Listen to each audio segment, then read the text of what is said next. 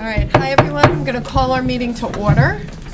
Welcome to our after-school first board meeting. Thank you all for coming out. I know with graduation it's unusual.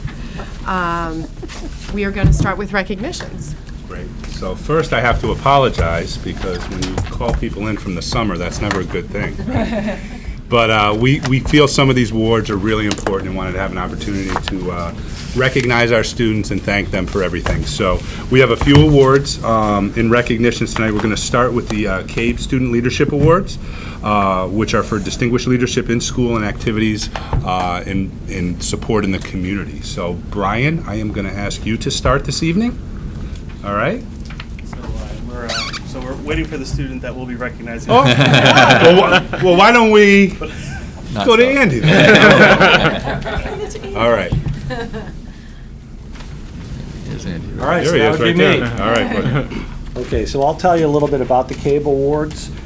These are awards that are given out to members of our student body that have come from our middle school. We can have 2 middle school representatives and 2 high school representatives.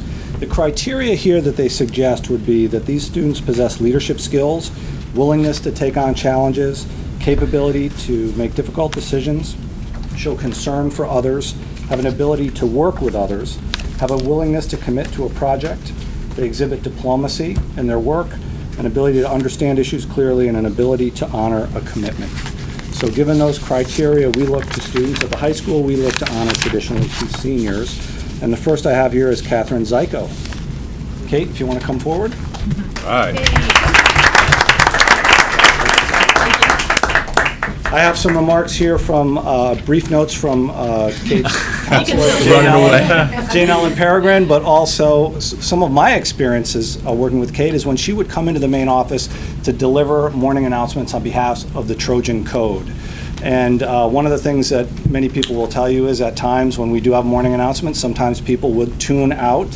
But when Kate takes the mic, it's really hard to do that because her energy and enthusiasm comes across, and she really grabs your attention. When I look at some of the notes here from Ms. Peregrine, she said that despite her busy schedule, she is an excellent student, maintaining a sea of A's on her report cards. She also plays the ukulele, which is a highly little-known fact, something worth sharing. She's very active with her church youth group and fundraising events, serving meals at soup kitchens, participating on mission trips. She's an extraordinarily compassionate young woman and truly has made a difference in our community and in communities beyond Simsbury High School. She is going to be going to the University of Denver in the fall. Awesome.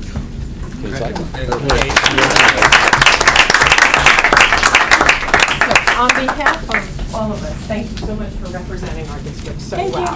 And that's great. Thank you so much. Congratulations. Good luck, Kate. Thank you. Thank you. I also had a student, Sean. I don't know if Sean is here with us. I did not see Sean. I don't see him, but why don't you tell us a little bit about it? Okay. So Sean, I have remarks here from his counselor, Mr. Greg Stillman. Says he is a respectful, intelligent, and persistent young man. He's a mature individual for his age. Very active with swimming and track. Even since his freshman year, he participated in varsity swimming. That he also serves as a mentor and helps younger swimmers and trains them to compete. His leadership has shown across multiple settings in the classroom, but also as treasurer of the National Honor Society and secretary of his church's parish council. He also participates in FBLA, Stock Club, his church youth group, and work refereeing, umpiring, and lifeguarding. So just a really active young man. Totally satisfies our leadership requirement.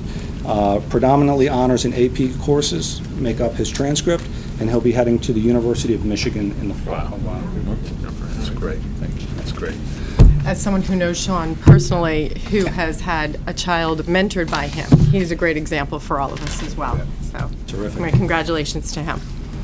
Andy, while you're up, do you want to do the Scholar athletes? Yeah. Okay, sure. Why don't we shift right to that? So we have Sarah Soja. Sarah, come on up. Right.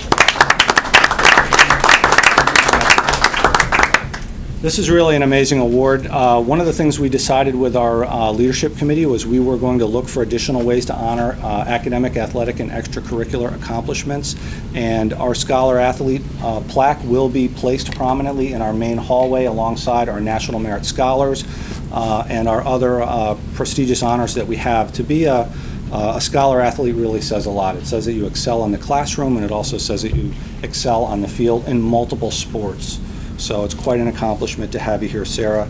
Sarah's a 3-season athlete. She runs cross-country, indoor, and outdoor track. The remarks I have here is that she is bright and unassuming. She is a hardworking athlete. She's been impactful since her freshman year, as good an athlete as a student can as well. She's a better person and genuinely friendly and respectful to others. Her natural leadership style is collegial and demonstrates sound judgment. And she will be heading off in the fall to Quinnipiac University. All right. Congratulations.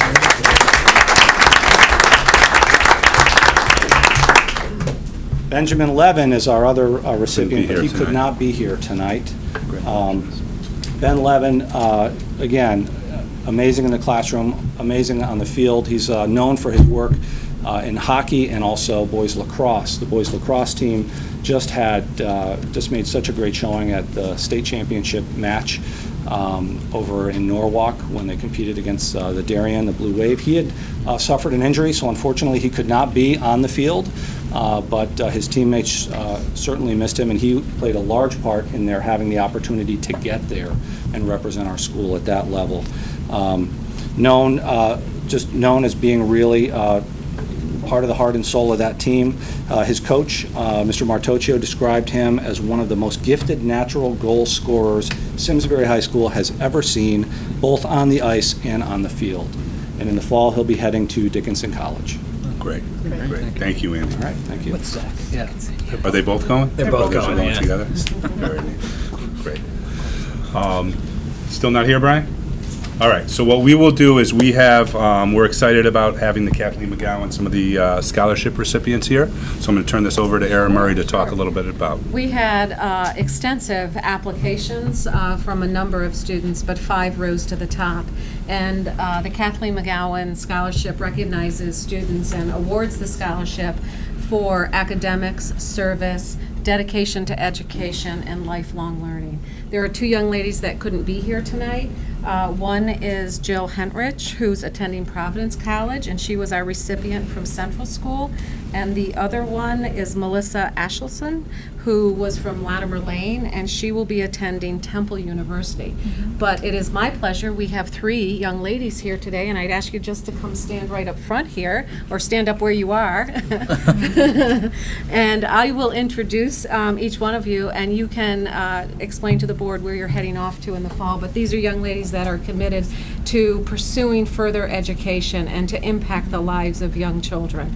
So it was really through our the group that reviewed a number of applications. It really is exciting to award these young ladies the scholarship, and all of them, you know, have just been so kind in and gracious in their award. So the first we have from Terriffill School is Kaylee West. So Kaylee, tell us where you're going to head in the fall. Eastern Connecticut State University. All right. And your interest is in? I'm going to be double majoring in early childhood education. Great, congratulations. Congratulations. And from Tooten Hills, we have Allie Papa. So Allie, what are your plans? I'm headed to the University of Tampa to study elementary education. Excellent. And our third one is Livy Burek, and Olivia Burek. And why don't you tell us, you are from Squadron Line, representing Squadron Line Elementary School, and why don't you tell us what you're heading off to do? I'm going to Endicott College for elementary education. That's wonderful. So it is really a pleasure. This is the 2nd year that we've had the opportunity to award these scholarships to young individuals heading off to do further education. So congratulations and good luck. So thank you.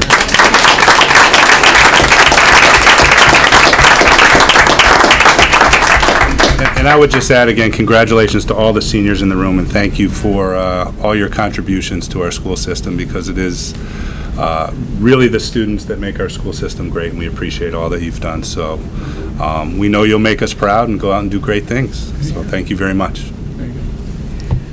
Yearbooks. Yes, Mr. Nielsen, we have the yearbook presentation. Great.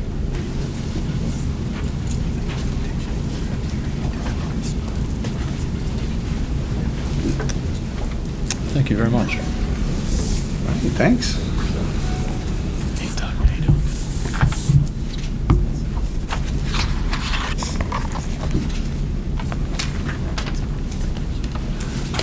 doing? Good evening, members of the Board of Education. My name is Ellen Shank, and I am a member of the class of 2016. I'm also the editor-in-chief of the yearbook. Excuse me. The theme for our yearbook is Our Signature, following the tradition of having the year in the title of the book. In September of last year, I wrote the following statement explaining our theme to the publisher before we met via video chat to create the cover. When seniors graduate, they are ending a chapter of our lives. They are leaving behind a legacy of activities, sports, and relationships that they built with others. People sign their names at the end of an important document, which relates back to the theme of our yearbook. Students are leaving their mark on the school and the community. We will compose our book looking at the ways students have left an impact on the school, but also how the word our relates to our school community and interactions. I think that we were able to accomplish our goal. The title of each page begins with our sports, our musical, our students. We added new academic pages which highlight different departments and the classes students have an opportunity to take. Additionally, the Our Community page recognizes the amazing support that Danny Dietz and Alice Lee received from the school and the town. Using the Erasmus app, we made our yearbook come to life. The app allows one to scan certain photos in the book and a video comes up. Some of the highlights include Mr. O'Brien playing guitar during Simstock, the seniors in Europe during the music trip, and the holiday cabaret caroling in the hallway before winter break. Much like a signature, these videos memorialize our everlasting experiences at Simsbury High School. Personally, being the student leader of this project was at first very intimidating to me. However, I have learned valuable leadership and communication skills that I can use in the classroom and beyond. Our yearbook staff, as small as it was, worked very hard to make this yearbook a success.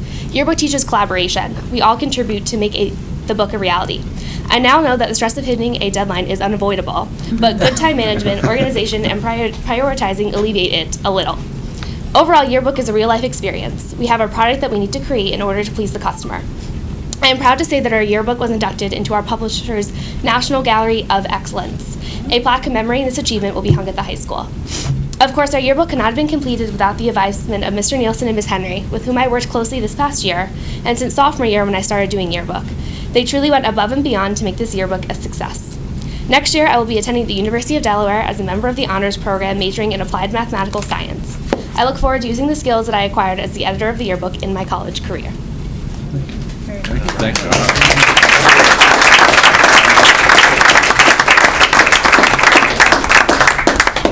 Thank you very much. That was great. Always an exciting night for us to get the yearbook.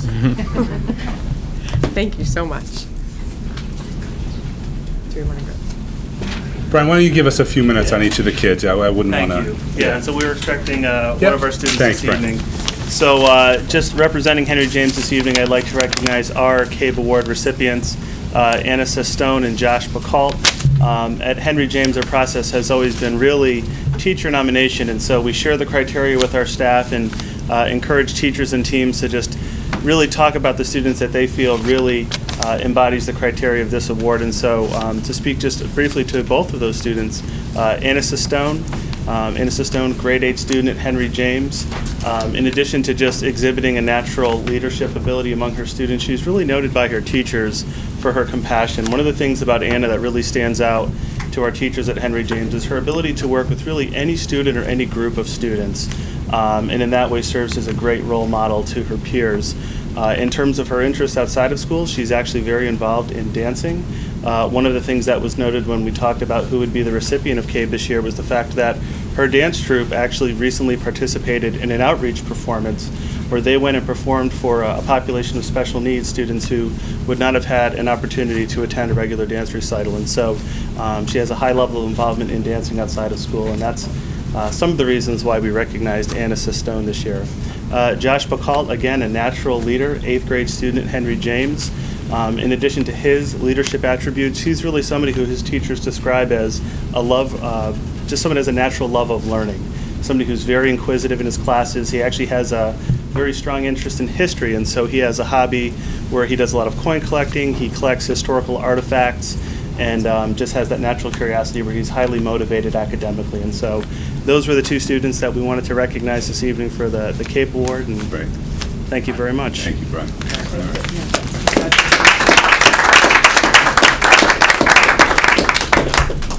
So this is the part of the evening where we move into public audience. If anybody has anything they'd like to share, we are happy to hear from you.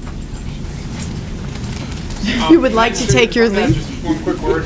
Sure. Being an alumni from Simsbury myself in the high school in 1984, I hold a lot of respect for these type of classes as well, particularly the seniors. But a thanks to you guys, the Board of Education, for keeping the highest, very, very high standard in Simsbury. A lot of towns look up to us. Thank you very much. Thank you very much. Raise my children. Appreciate that feedback. Thank you. Thank you. All right. Thank you very much. Best of luck. Thank you. All right, so if we have no public. Good night. Thank Yep. you. Anybody? All right. We move on to Board and Administrative Communications. So, Maya. I just want to say thank you so much to the board for letting me participate in this 2-year experience. I've learned so much about inner workings of a fantastic public education system. And I think beyond just learning about education, it's really transferred to so many skills in my life, and seeing professional presentations and people conversing. It's just illuminated so much to me, and I can't even say how important it's been in my development in so many ways. So thank you so much. Thank you for your contributions. Thank you. We're so happy to have you here. Remind us, where are you going next year? I'm going to Williams College, Congratulations. Congratulations. What are you going to major in? biology. Best of luck. Thank you. Tom? Nothing tonight, Shank. Jeff? Nothing, thanks. Todd? Graduation was fantastic. Everybody who participated, the speeches were great. It was just, and the weather, outstanding. Ordered that one up Great. nicely. Yes. Okay. Tom? I had the pleasure of going to the Farmington Valley Transition Academy graduation this year, where Sue did a nice job with her speech, and Matt was there as well. But that's a program that our board supports, and very special program with a diverse group of young folks who aren't quite, have finished their academic requirements for high school, but aren't quite ready to either go into college or get a job in the community.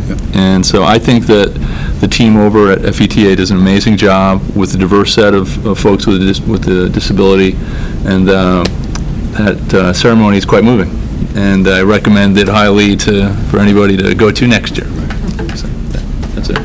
Thank you. I was going to share the same. We had 6 graduates, and they're off to a variety of different new pursuits, and it was just amazing to watch them as they kind of leave the Simsbury Public Schools and just know that they're going to make great contributions to the world. And certainly echo the great work that Emily Barrett, as the director, and 2 of our teachers, Mary Ann Shuby and Kelly Moody, do over at that program. And any time anyone wants to visit, I'm happy to oblige and give a tour so you can see the incredible work that's going on at FETA. Thank you. I also do want to share that we completed our 2nd round of interviews today for the supervisor of special ed position.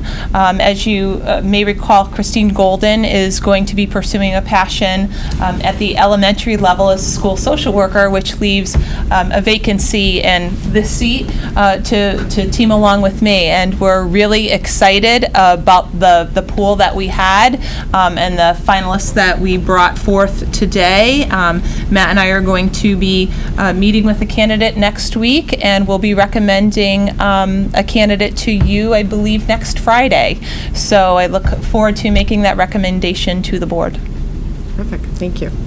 Neil? So yes, the HR office is busy on its administrative search process. We've spent a lot of time together in the past week or so. We like that. You did know that I was sharing the special ed piece. And then soon after that, we'll turn up. Mr. O'Brien and I will be spending a lot of time together as we kick in a search for our Director of Athletics and Student Activities. Right now, we have identified candidates for interviewing, and that begins next week.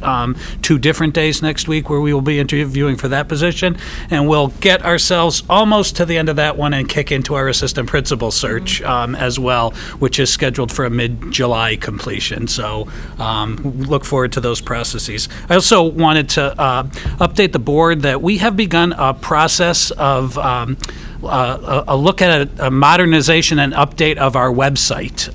We use a company called Final Site, and really have, it's about 8 or 9 years before we've really looked at a new design of our website. I will give Ms. Wild down at the end here a lot of credit for keeping us moving on this project. Between her and Martha Hogan, really right now, we're in the process where we've been exploring different templates, different design structures, and what I anticipate is that when we have something to show the board, I'm going to call a meeting of the communications subcommittee and show you kind of an initial design, get some feedback. We might do that in a summer meeting, or it might be very early in the fall, but that's to come. You then spend a series of several months kind of loading content from your old site onto your new site before it goes live. But we want you to get that preview look before. So we would anticipate this is still several months down the road before the public will see it, but it's really in progress, and I want to thank Katie and Martha for keeping us going on that. And then lastly, I wanted to tell you about a great event last Friday afternoon as our athletics department came together for a celebration, partly as a farewell to Dane Street after 4 great years serving as an athletic director. But we also celebrated the retirement of 4 legends of Simsbury High School athletics. We've talked about Emmy Lou McLean, our trainer, who is retiring after, I want to say 38 years. But also at that event, our coaches, 3 longtime coaches at Simsbury High School, are Dan Franzik, who had been a math teacher at Simsbury High School and coached volleyball at Simsbury High for 28 years. Our boys hockey coach, Tom Cross, 30 years coaching Simsbury High School hockey, and this past one was his last. And then lastly, Ed Lynch, after, I want to say 27 years in soccer and 35 years in golf, his final season. And of course, I would be remiss if I didn't point out that Mr. Lynch went out with a state championship. So congratulations to the boys golf team on bringing Simsbury its state championship this spring. And congratulations to all those coaches who served so many students at Simsbury High School. It was really a special event. I can tell you that our Summer Curriculum Institute kicked off this morning. We had over 40 secondary teachers there for a 3-hour institute to prepare them for writing curriculum. We've got a number of projects that will take place this summer. We have elementary teachers also that will be writing curriculum, so probably close to 100 or well over 100 teachers that will be engaged in curriculum work this summer. So you'll hear more about it when we come back in the fall. Thank you. Burke? I guess 2 items to just recognize that just in the past week we did get our budget approved by the voters, and so we're very thankful for that. And in terms of a project update, the Simsbury High School turf field replacement project got started this week, and they've pulled up the whole layer of old turf, and now they'll be getting ready to start doing some work before they can lay down the new turf. So we're pleased that that's right on schedule. Mr. Curtis. Just wanted to, people mentioned graduation, what a great event it was, and congratulations, Andy, on it going smoothly. The first one, it's always a wonderful evening. Just one thing I would add, we're keeping, Neil and I, a very close an eye on enrollment this summer. We have had a very active early season of in-migration. It's a pattern we haven't seen in several years, so we were projected, I believe, to go down, hold me to it. 70, about 70. About 70 right now? No, I'm sorry, about 100 overall was the projection. We're projected to go down about 70. We're running 30 to 40 off of that number. We actually have added a kindergarten section at Squadron Line. We've gone from 3 to 4. And by the end of the week after doing that, all 4 sections were at 22. So we're keeping a close eye on things. We'll keep you posted. It's a different problem. It's interesting to watch. There is a lot of activity in town, real estate activity. There's a lot of new construction of apartments. We have dealt with the reverse of this conversation for 3 or 4 years running, that the number has come in under the projection. It's real early to be talking about it, but I just want you to know we continue to monitor things. We probably have 6 to 7 grade levels across the district, correct, Neil, that are pretty much up against the guideline that we need to monitor.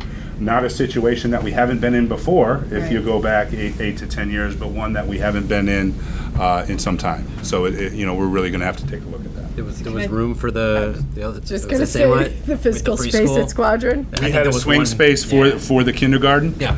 And if one more popped, we have an additional move we could make. Right. But certainly earlier activity than we thought we'd be dealing with. Yeah. And the removal of the modulars, where we're bumping up against it, do we have room in those buildings if we Yes. have to bump to another class as Central well? absolutely has room. Yeah. Okay, Yeah. all right, thank you. Well, we'll be awaiting your words. I have just an update. The curriculum committee met June 1st, and we are discussing the revision to our math curriculum. Investigations, it's been in place for the last 12 to 14 years or so. Many of us were part of that transition and remember it well.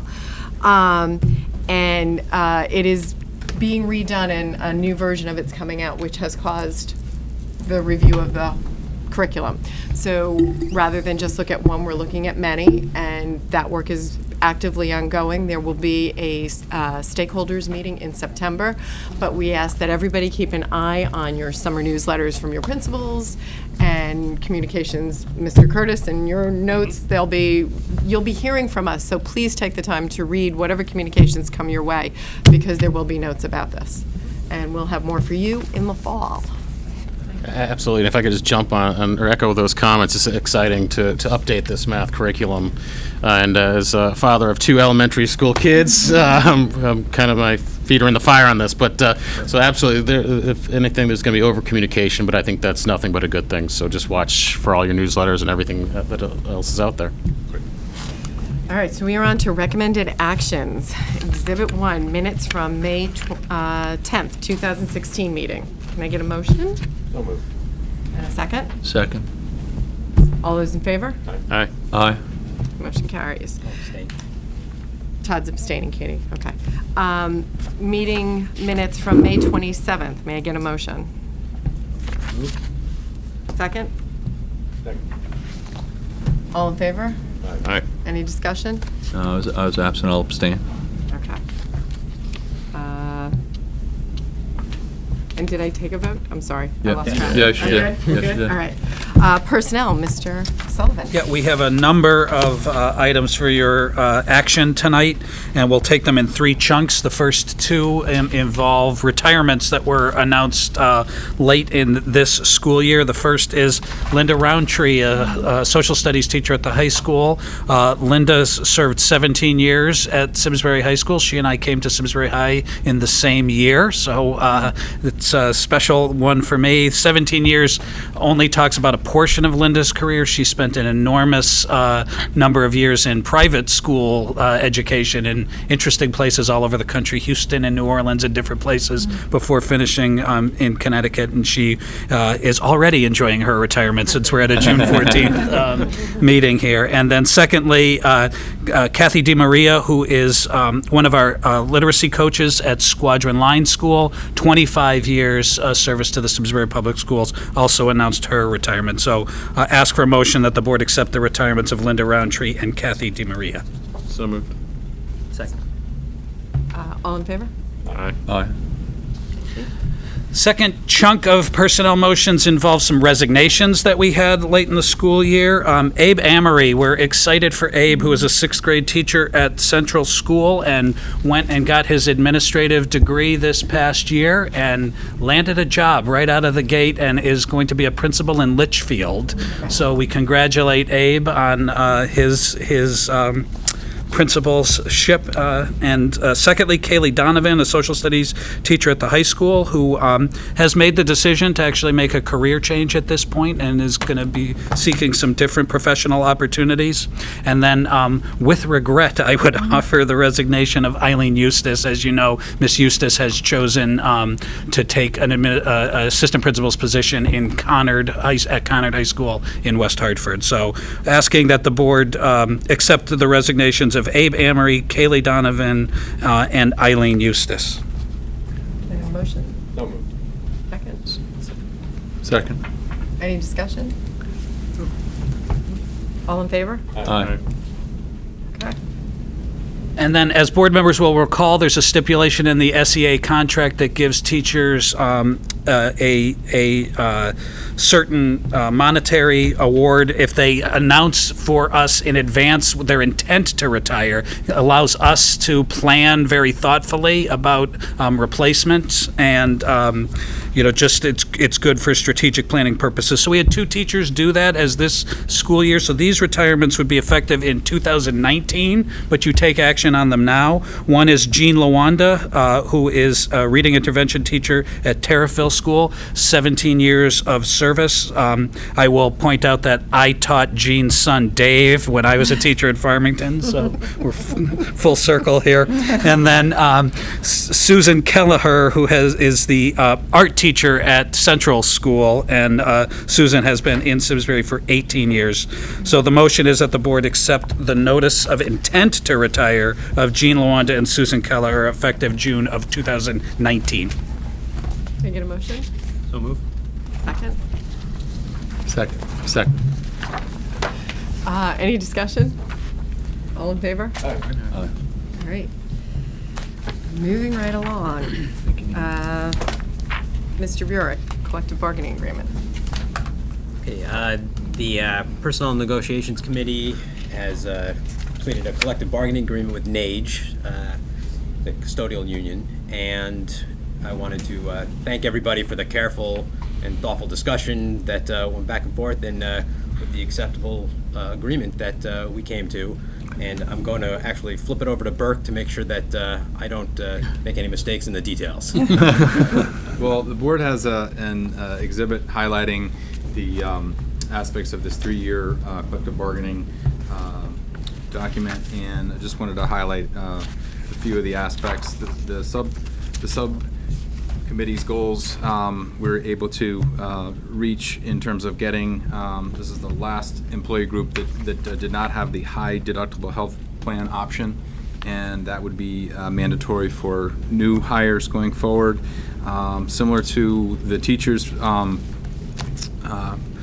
contract, we would now have the same plan design for our HMO and PPO products, so that helps with the standardization and the administration of these benefits. So that's been a key goal that we've been trying to work towards. Similar to the teachers' contract, you can still choose to be in the HMO or the PPO, but there's a so-called buy-up. If you want to choose those higher cost plans, then you pay that difference, and that would happen in the second year of this contract. So I also want to point out that this was a very good year. We were led by Neil Sullivan at the bargaining table, and we were able to get this done in a timely fashion without going to mediation, which hasn't happened for several rounds of contracts. So we feel very good about it. We're right in line with the settlements data across the state for other non-certified bargaining units, and we are grateful for your support. Thank you for your hard work on that. I'll make a motion to move that the Board of Education ratify the proposed changes in the collective bargaining agreement between the Simsbury Board of Education and the National Association of Municipal Employees, Local R1-260, for the period of July 1, 2016 through June 30, 2019. Need a second? Second. Can Any I discussion? just ask just a couple? So the percentages here, that's right in line with kind of what was in our forecasts and our plans? Yep. You set some board guidelines Right, for right. us, and it's right at those guidelines, and it's actually slightly under the average of settlements that are out there. Cool. 2.25 for each of the 3 years. Great. And then the other part that, on the healthcare, it's a high deductible health plan, but is there a contribution that's being made to kind of the HSA in terms of, is there a fund of money in terms of to help defray some of the costs associated with the high deductible? So the settlement essentially ended up with the same structure of money into the health savings account that matches the settlements that you had reached earlier with the teachers and the administrators. Awesome. So We've standardized it at 50% of the deductible. Okay, great. Thank you. Whether it be individual or family. Thank you. Okay, so now we need to vote. All those in favor? Aye. Aye. Just as one other point of information, the membership of the union has already taken its vote and accepted the terms as well, so. Great. Right. Great. Okay, again, we are extremely fortunate in our district to have such a strong and aware superintendent that, as a board, we've had discussions with about the past year, and I know on behalf, I'll speak on behalf of myself, and I think on behalf of the board, I'll let people speak up as well, that very pleased with Matt, Curtis, and your leadership in the school system, your awareness of all the constituents, the children, the parents, the community. You keep everybody informed, and most importantly, you keep us very well informed. And I'm very pleased. So thank you. Thank you. So now you need to make a motion. Okay. I will move that the Board of Education approve the superintendent's contract for 2016 through 2019 with a salary increase of 2.5% for 2016 through 2017. Second. Any discussion? No, I just echo that, I've been on the board several years now, and I just think that one of the best decisions I've been involved with on this board, and I've told you this privately, I think I said it last year, again, another year later, I'm still convinced that right man in the right seat, and feel very fortunate that we have your leadership. You've kind of recast the team over the last 3 years in terms of people in different roles, and I think, we're headed in the right direction, and I just thank you for all your hard work. Appreciate it. I will echo those comments. In my 1 year as a relatively new board member, I've come to respect the superintendent without qualification as a very, very excellent administrator, an inspiring leader, and a very, very good communicator. And I want to thank you, Mr. Curtis, for what you have done and what you are doing for this school district. Thank you very much. All right, so I think it's unanimous. Thank you very much. Thank you. All right. So stick around. So we need a vote, please. All those in favor? Aye. Aye. All right. Todd. Okay. You have a wonderful leader, but you also have a wonderful team supporting him, and that's the folks in this room and some people who aren't, the unaffiliated employees, and the central office team. All of my thoughts about Matt, I echo for everybody here as well. It's you make it easy to be for us to be board members and parents and community members. So I very much appreciate everything that you guys do, and thank you very much. Thank you. Okay, so did I do these separately? Separately. Yep. Okay. First, I'll move that the salary range for the unaffiliated Board of Education employees be increased by 2.5% for the 2016-2017 fiscal year. Second. Any discussion? All in favor? Aye. Second And motion. Next, I'll move that the salaries for the Assistant Superintendent for Curriculum and Instruction, the Assistant Superintendent for Pupil Services, the Director of Personnel, and the Business Manager be increased by 2.5% for the 2016-2017 fiscal year. Second. Any discussion? No, I just need to say thank you as well. I mean, your comments are right on point, and, you all do a great job, and you help us be effective, so thank you. You make us look good. We appreciate it all the time. Great team. All right, with that, may I have, all in favor? Aye. Aye. Motion carries. Okay. So now, approval of fee schedule. Going, Burke? Yes. Okay, so you at your your last meeting, you had a chance to have a first look at this. This is the second and the night that we're asking for action. We have one of the board's questions, we did compare ourselves with some of the neighboring schedules for fees. We found them to be fairly similar.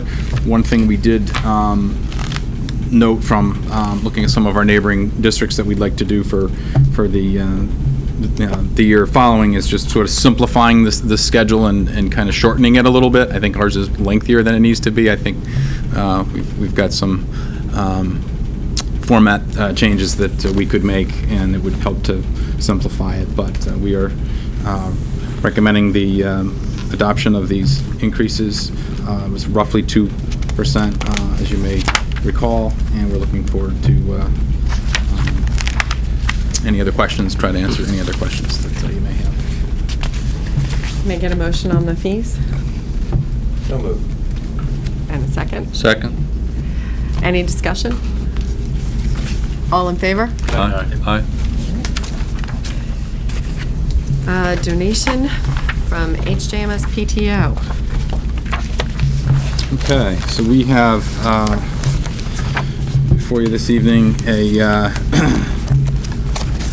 donation from the Henry James PTO for 3 Red Cat sound field systems that will help to improve the background noise for all students who are in the classrooms, and we've been able to purchase a number of these in the past. This would add to the number of systems within our building, and the value is $2,000. Those little white Yes. noisemaker, little background noise guys.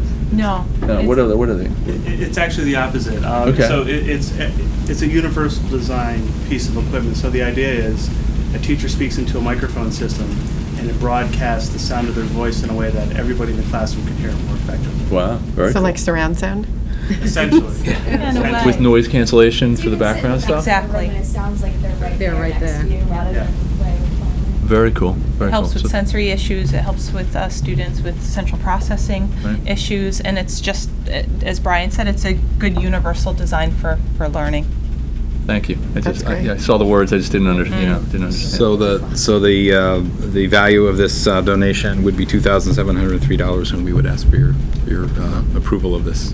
So is 3 of them, is that 3 classrooms, or you need all 3 of them in one classroom? I'm just curious. So those would be in separate classrooms, and we currently have some of these devices already in use, and so one of our goals over time is to have some, really in every classroom in the school, but every year we're able to acquire so many.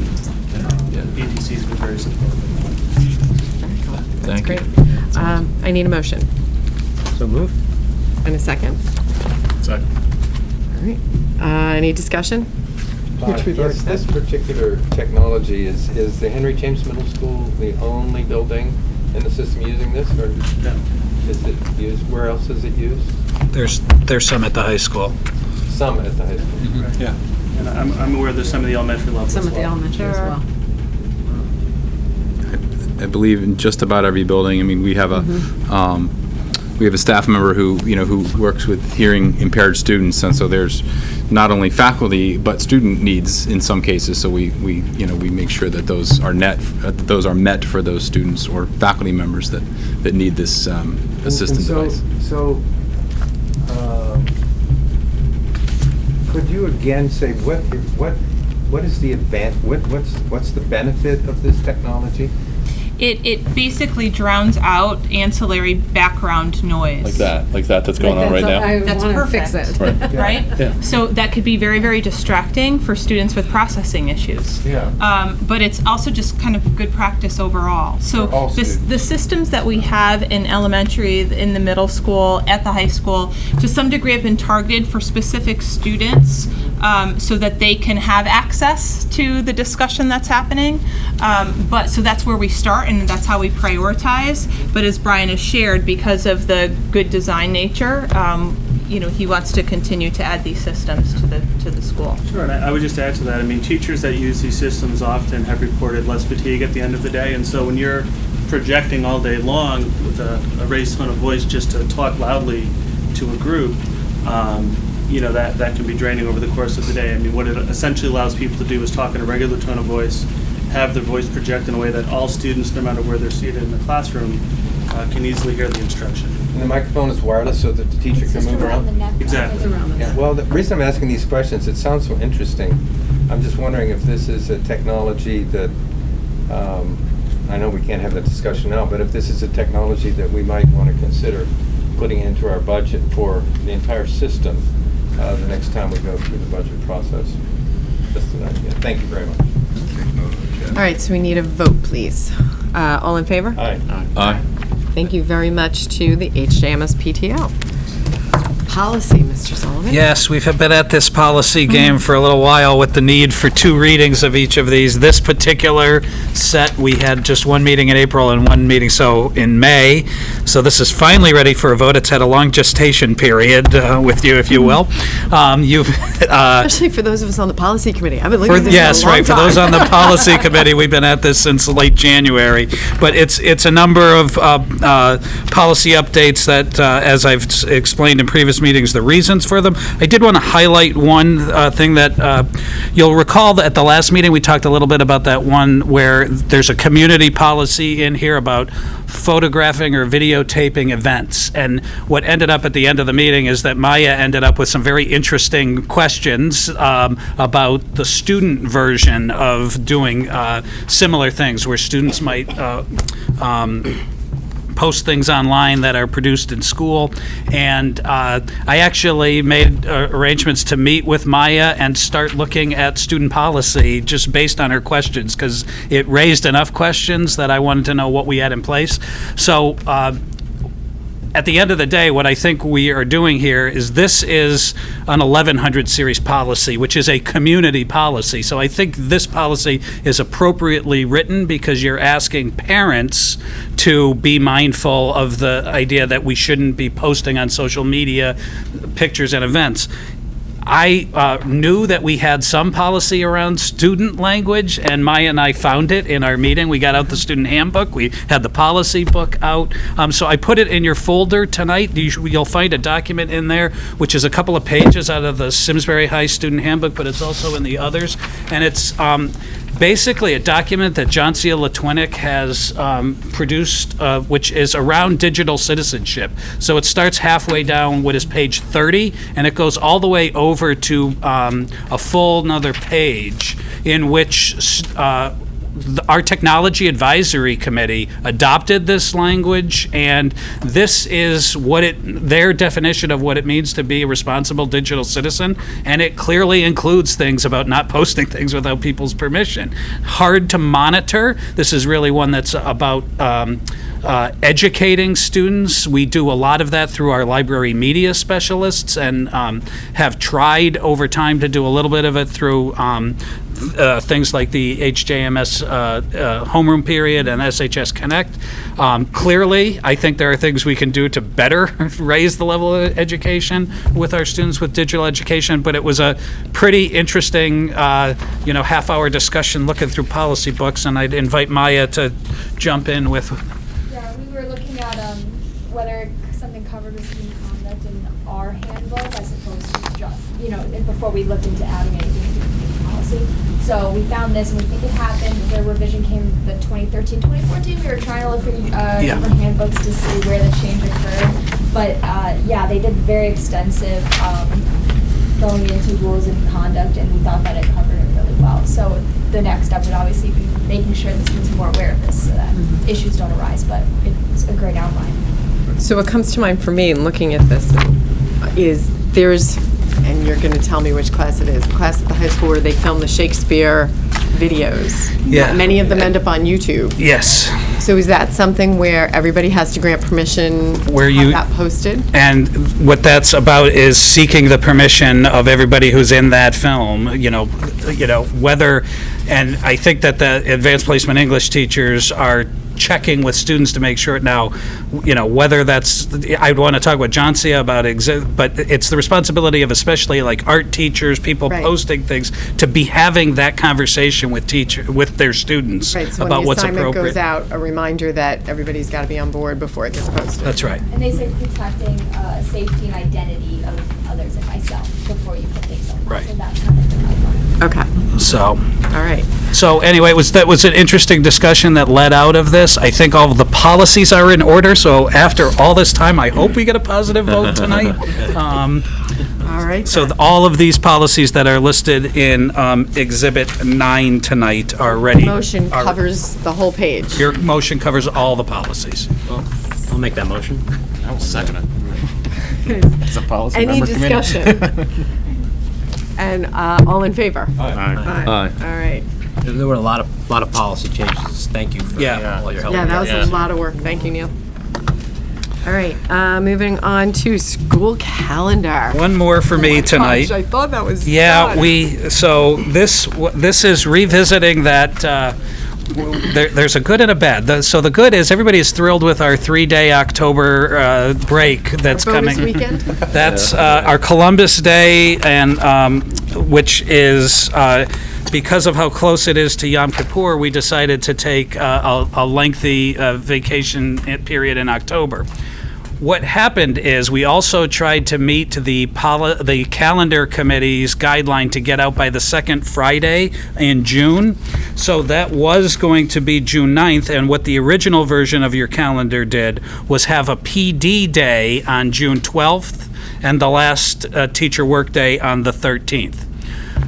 It turns out that the SEA contract specifically says you can only have one teacher workday after the last student day. Okay, so that is, we made this calendar, and by putting the professional development day after the last student day in order to meet your goal of having it end on a Friday, we would have been in violation of the SEA contract. So we feel it is appropriate to take the professional development day, put it back in March.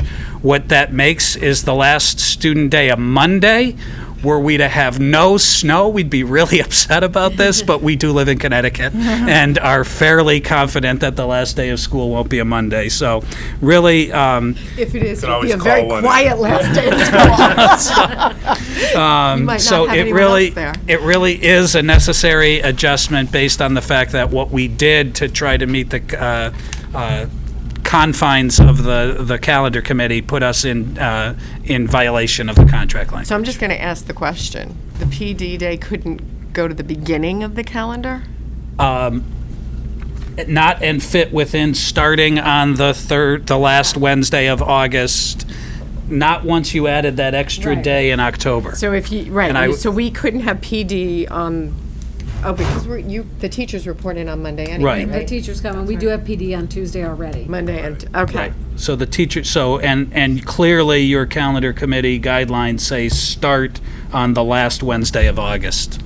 Yeah, but we could take on the calendar committee to avoid a Monday. But all right, I get it. Thank you. Okay, so with that, we need a motion to adopt the revised calendar. So moved. And a second? I'll second. Everybody afraid to second that one? Any discussion? All in favor? Aye. All right. Summer meeting schedule. A motion to cancel our summer meetings, although all board members are on note that we will need some special meetings at some point to handle personnel issues. So those dates should be forthcoming, if not set yet. Set. Okay. So can I get a motion to cancel our scheduled summer board meetings? So moved. Second. All in favor? Aye. Done. Information and reports. Right.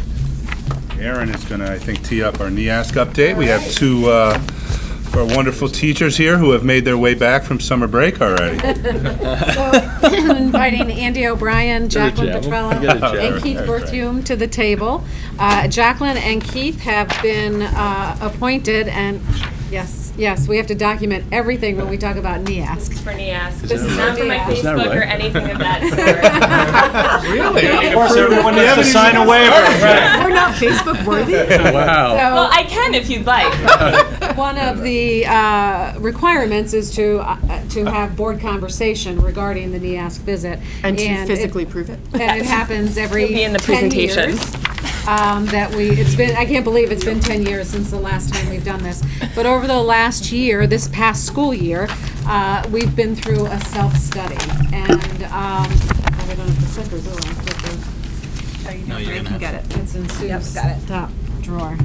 And so Jacqueline and Keith have, in consultation with Andy, obviously, have run the self-study committee over the course of the year, where approximately 20 other faculty members have stepped up in which to lead various subcommittees of this process. And they certainly are much more well-versed in all of this than I am in regard to all of the standards that NEASC, the New England Association of Secondary Schools, looks for in accrediting a high school.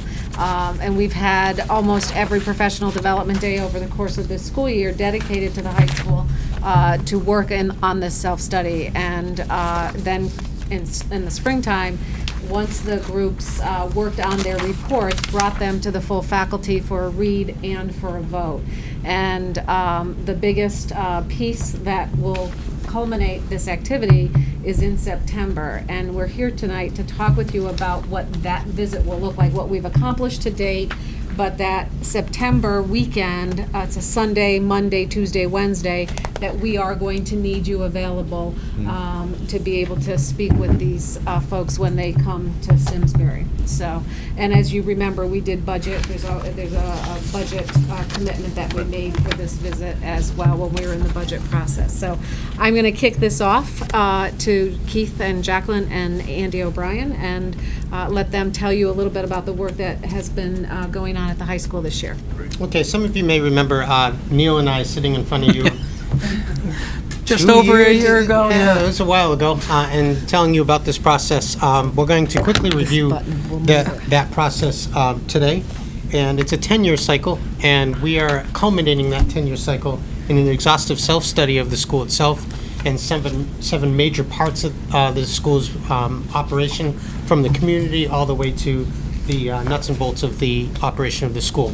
It is teacher-directed, teacher-led, this study, and that affords an opportunity for the teachers involved to also learn a lot more about the school than they would elsewhere. So after that introduction, Jacqueline's going to take the next part. So we began a year ago last April, so we've been undergoing this study for a long time. And part of the study is it's divided into 7 indicators, which are up there. And we have developed committees that encompass the entire faculty to review each of these standards. And each one is chaired by 2 faculty members, and then the steering committee also has a liaison for each of those standards. So as part of the process, we researched all of the information required in each standard. Through gathering data, we sat down and did interviews with the board. We did interviews with teachers, key members in the building, and we also gathered student work for the past year, so that will be used as our evidence. So our goal is to write an exhaustive report and then also to back it up with evidence and support, which the committee will look at when they come to visit. And then from there, we can talk about.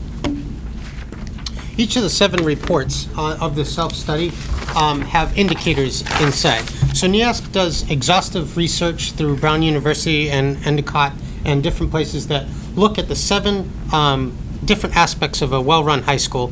And as you can see up on the previous page, core values, we have curriculum, instruction, and assessment. Those are called the main 4. That involves the teaching and learning of the school. And then there's 3 support standards. Those 3 support standards are the culture and leadership of the school, the school resources themselves, and then also the community resources, which you will have a major play in Standard 5 and 7. Standard 5 is a lot about the culture and the leadership of the school, and Standard 7, of course, is the community support of that school. Each of these standards have indicators involved. They're simple sentences. The school's core mission and values has a cyclical process of review that has involvement of all stakeholders. That would be an indicator that we would look at. We'd say how we're doing on it by using a different, almost like a timeline of words, from always to never, and then writing an exhaustive support of that using multiple data sources to back us up. That's the first part of this. We've just finished voting on the final 2 reports, so I can happily say that those reports are voted on and done. It was a huge process. And in addition to that, we write a community summary, which pulls together a lot of data from the community itself, which goes as part of this massive report. And then the administration, I can happily say it's no longer working on this, has just completed the 2- and 5-year, almost like a progress plan to approach any of the needs that come out of this report. And Go ahead. I'll also add, I just wanted to add for each of the standards, each of the reports that we've written, the faculty has to rate themselves according to them. So we're rated ourselves as either limited, acceptable, exemplary, or not yet meeting standard. And I will be happy to say that we are at least acceptable or exemplary on all of our standards. Do all aspects of the high school get evaluated? Meaning, like, guidance counselors, administrative staff, how special services are delivered. Every piece down to when the boiler's or in inspected. one of those 7 buckets. Or in one of those 7 buckets. Yeah. Every piece down of, like you said, when the boilers are inspected. So there's like a physical how many plant report? Yes. defibrillators are involved in the school. What the role of each guidance counselor is, to how many students they have, to how the teachers formatively assess in the classroom. It's exhaustive. Sports, extracurriculars, Athletics, everything. Yep, absolutely You'd be everything. hard pressed to find something that isn't reviewed by That's this what report. I'm asking. And I'm asking. That's why I'm asking. the cafeteria, food service. Yes. During a visit. And what's interesting is that because it's all teacher-driven, the report, the teachers have to go out and find out all of that information. So there were points in time where they, struggled because they're not used to figuring out, when our elevators inspected, or, what's going on in the building, things that they're not tied to on a day-to-day Right, basis. right. So it's a really neat study to learn every facet of the entire building. Thank you. So we'll move on to the next. Well, I could just say something about the 2- and 5-year report. In each one of those standards reports, there are strengths and needs that are identified. And then at the end of this process, the steering committee took a look cumulatively at all of the strengths and needs to identify what we consider are our critical strengths and needs.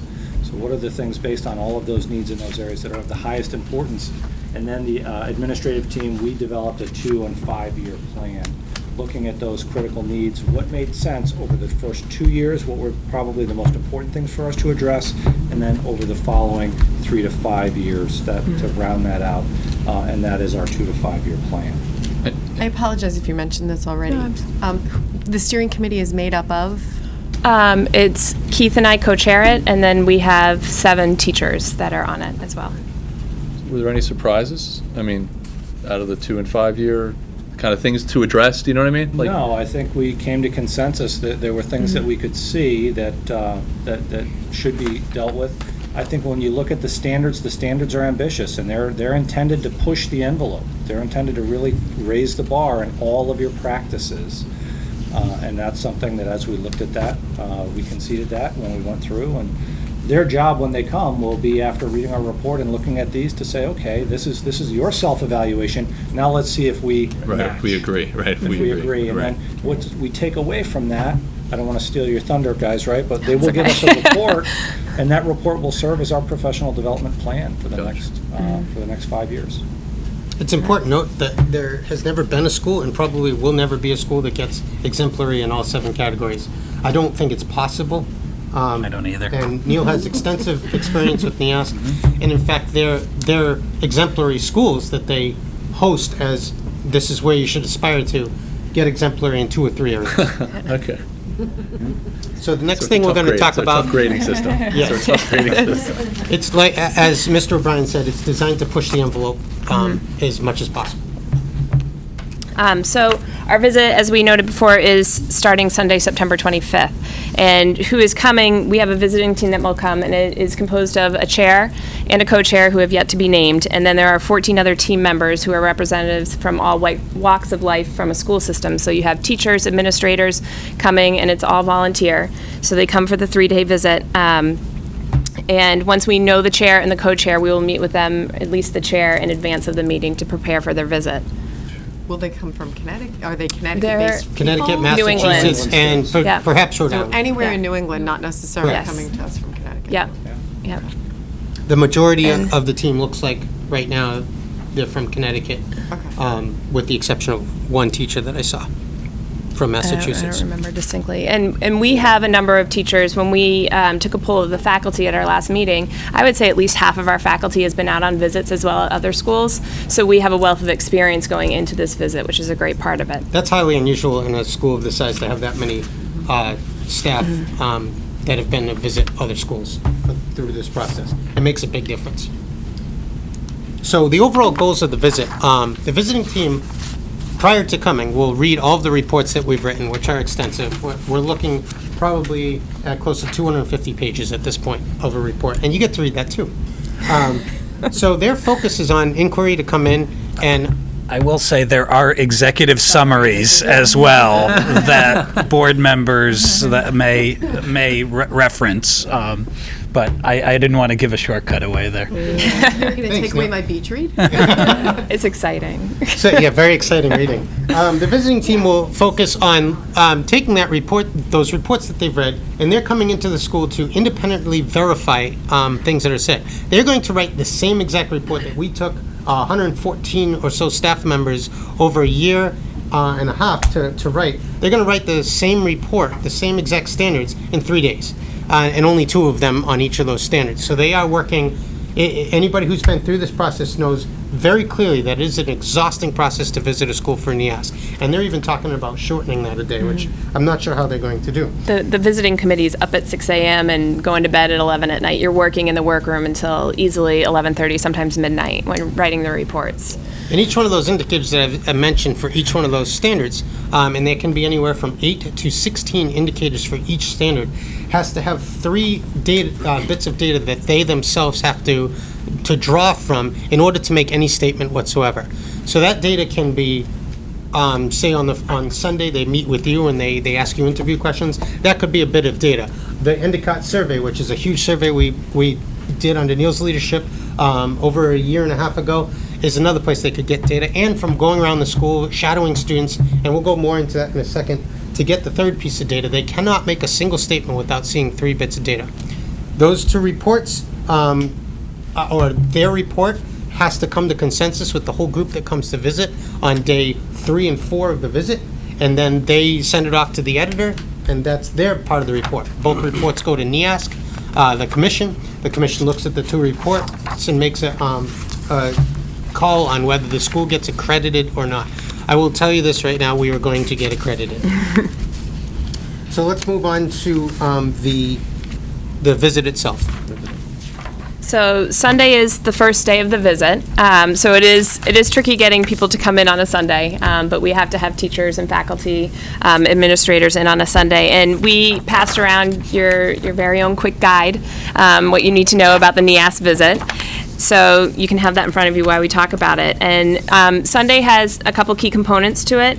The first is that it begins with a panel presentation. So the presentation will be given by myself and the administrators and Keith that discusses what is Simsbury High School. So we kind of give an overview of our strengths and our needs of the different key areas of each standard. And then we'll have a video that kind of represents a day in a life of Simsbury High School to give them a flavor of what we're about. And then from there, the committee members do go and interview. We have to interview 32 teachers, so they each interview 2 teachers that afternoon, and it's really geared at student work. So each teacher will have a piece of student work with them that they'll be able to talk about, and there's questions that they are ready and prepared to answer with each committee member. There is also a meeting with the school board members, so that's where your role comes into play here. And then we have a welcoming reception in which members of the community, the faculty, the staff are all invited to attend and celebrate Simsbury High School and kind of kick off this accreditation process. How do they check the student work? We've kind of done a plea over the course of the year, to put it mildly. But we actually asked every teacher to submit a piece of student work. There's a cover sheet that indicates what standard it's aligned to. So we have everything representing our core values and beliefs, to assessment, instruction, curriculum, and we ask them to highlight their best work. And so it's, assignments that we're proud of and student work that we're proud to highlight. All grade levels? All grade levels, all disciplines. So we made sure by asking every teacher in the building that we got something from every part of the building. So the school work will be the 16 15-16 school year work, not 16-17. Yes, mostly. Some teachers may decide that the first couple of, during the interviews, the first couple of assignments they do that are really whiz-bang, that they really want to highlight what they're proud of. I do an assignment on the first day that I'm very proud of, and you could talk about that work. The goal of having a piece of student work is kind of, it's not just to talk about that student work, but it gives the teacher a starting point and the interviewer a starting point to work from. So they start talking about that student work, and I'll tell you, 25 minutes with that teacher, they can ask a lot of questions that, and they come in with a guide, these people that are coming in to volunteer, with questions they got to get answered in a few short days. So they're asking these questions, and a lot of these teachers that come in and administrators that come in are on their first visit. So they're nervous on that first day, and that can be. And additionally, Sunday night at the hotel, they do an exercise surrounding looking at student work. So we will have a huge bin of student work for them as well to go through. So student work is going to come out in all sorts of places. Do you want to stop for that? There's one more thing I'd like to say about the board's responsibility on Sunday afternoon. There's going to be 16 team members. They'll split up, and 8 of them will interview the board. And again, this is from all 7 standards. So I just wanted to give you a quick idea of some of the questions that you'll be asked, just so you can get a flavor of the conversation that they're trying to start with you. This interview is about 15 minutes long with you, and a representative of all 7 standards will be there. So you'll be getting rapid fire questions about mission and instruction and assessment and curriculum and what the community does for the school. So if you just take a look at those 5, these are just some questions that I remembered asking when I went on visits. What is the school's board's role in supporting the core values of the school? What are the school's board role in ensuring there's excellent instruction in every classroom? These are all questions designed to start a conversation. But again, these people, all 8 of them, are going to want their individual questions answered, so they're going to be clamoring over to each other to ask you questions. Yeah, like how is the budget determined? Yeah, that's just, That's a one that's just like a 5-minute answer. Yeah. We're just good to go. And know that they have the whole report to refer to as well. Yeah. And if they ask you a question that you don't know the answer to, it's okay to say that too, because they will find it somewhere else if they can't find it with you. The questions are designed to start the conversation and to get the especially on the Sunday. This is not the first time they've ever done one of these visits. Those questions are designed to have the visiting committee looking in the right direction. Okay, and you'll see that as they ask you the questions. So, moving on to Monday. Monday, it's business as usual at the school, and this is where the visiting committee starts to dig in. So they do things like student shadowing, visiting classrooms, interviewing teachers. They tour the facility. They meet with various individuals in the building. They meet with the NEAS committees that wrote the reports after school, and they meet with various interest groups within the school itself. There's teacher responsibilities. There's also Board of Ed and central office responsibilities. There's going to be questions that go to the central office that the chair of the committee will need answered, and they'll just send questions over to the board. The central office over time, and then they're going to meet with certain groups from sending schools as well on Monday. Moving on to Tuesday, which Jacqueline will take. Tuesday, look, there's not a whole lot to say about Tuesday that doesn't match Monday. They pretty much go through the same process in that they're shadowing students, classroom visits, teacher interviews. It could be interviews set up with the central office staff as well over the course of those 2 days. And as far as the Board of Ed, you don't have any responsibilities on the Monday and Tuesday. Yours is really the Sunday, and then if you'd like to rejoin us on Wednesday. How do you select, or how do you find the parents to participate in the process? We worked on that today, actually. We did. We're in the process. We have different, for example, Stuart Younts is reaching out to some of the Friends of Music groups. We're looking at parents who are actively involved that are more apt to come in. As far as selecting students that are shadowed, we've sent out to teachers if they recommend certain students. We're trying to find students from all walks of life in the building so that it's well represented, all the different courses in the building and disciplines as well. The worst thing that a school can do when doing the student shadowing and selecting parents is selecting only the top students or the top parents that are doing everything, because the questions that are answered won't give any insight into writing the report. The nuts and bolts of the school really happens not always at the top, but throughout the entire staff that's representative. But if you have parents or know of parents that would like to volunteer, please let us know. So I'm guessing there's not a lot of open time in their schedules, but the 27th is a Board of Ed meeting night. Would you expect that some of them would show up here? No, they're going to be very, very busy that evening. Yeah. Finishing writing at least 5 of the reports that evening, and they have to present each individual word to the entire committee at the hotel workroom. I've been on committees that have worked till 2 in the morning, only to wake up at 6 the next morning and start writing again. It's a pretty exhaustive process. Do you have them staying in town? Yeah, we have Yes. Simsbury in. Yep. And they get their meals there, everything. It's interesting process staying at the hotel because you pre-plan all the meals. They get served at a particular time. They are on the tightest of timeline when they're doing this. Jacqueline and I have likened it, this planning for the visit itself is planning a very, very extensive 4-day wedding. That's essentially what we've been doing It is. for at the beginning of the summer. Because you have everything from goodie bags to meals to, decorations. So it's quite. You got to get them to and from. We do, yes, everything. Will all these conversations and interviews be over at the high school? Like, so you just said, hey, the administrative, Yes. but everybody's going to be over there for Yep. this, right? Yes. Yep. Okay. We're not sending them around town. No. No. Oh, They won't have time. No. Okay. Which brings us to Wednesday. Wednesday's the final day. The team is usually pretty stressed out about this point, pretty tired, and they have to get the reports done. There's no ifs, ands, or buts. So they're finalizing the reports, and what happens at the end of the day, once they've all agreed to set a rating on each of the guides of the 4 ratings that we talked about, the whole team and the faculty come together in the auditorium and they do closing remarks. And the closing remarks are very general. They're definitely, they give no indication of what the ratings were on each standard. In fact, our school will never see what they rated each standard. We only get the report back that we are accredited or not. And again, I will tell you, we are going to be accredited. It's very important to note, however, that even though this may seem like a low-level closing to a pretty incredible cycle, it's important to note that the local press and publicity are definitely not welcome at that closing remarks. It is not a public address.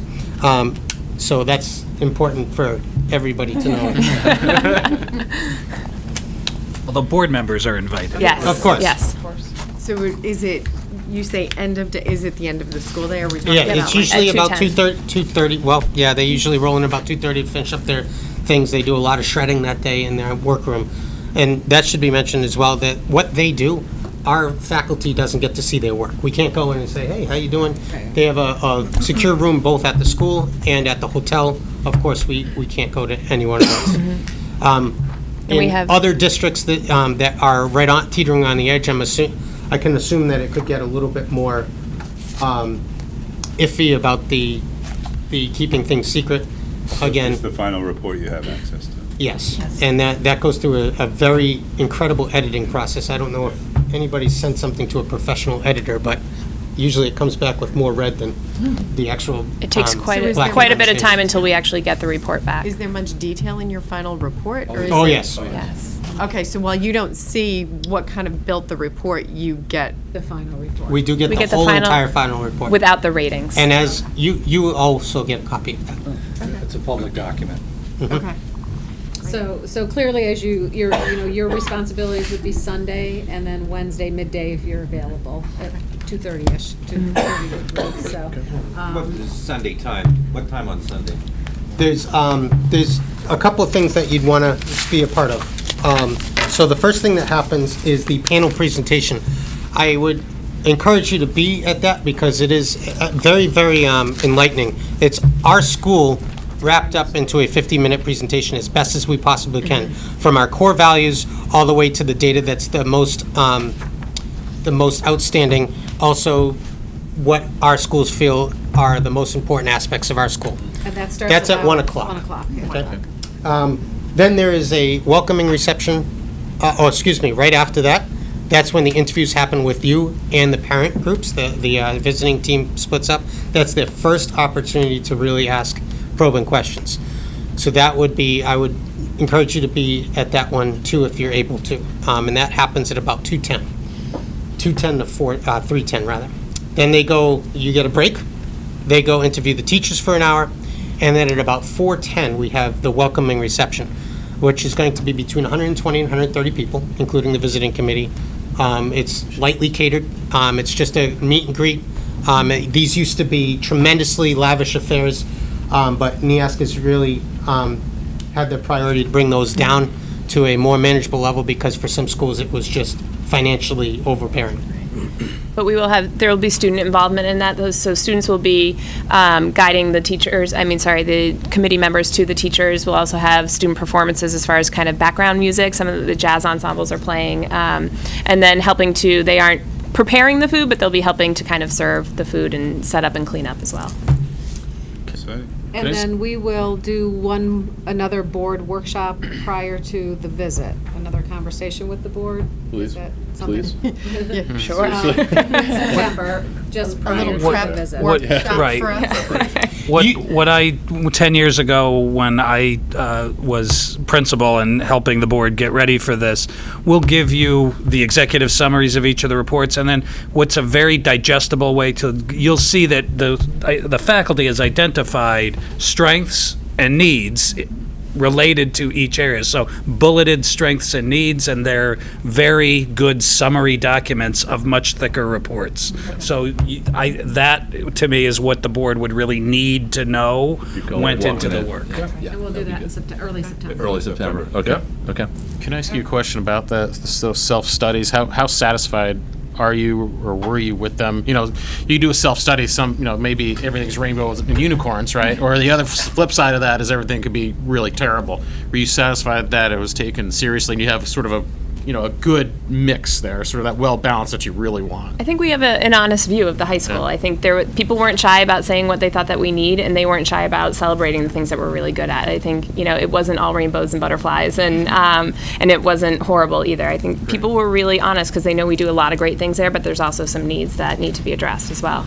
I've been on a lot of visits to other schools, as has Neil, and we've both read a lot of reports that schools have written. I would rank the reports that were written by our faculty as some of the best that I've read, as far as all the way from the backing up of the statements with evidence, which we were very clear about right from the get-go, which actually helped us tremendously put these reports together. I think as soon as you read these reports, you're going to realize that they're of a highly professional nature, and they're very, very critical, as well as exhaustive in their celebration of what we do well. Great. Thank you.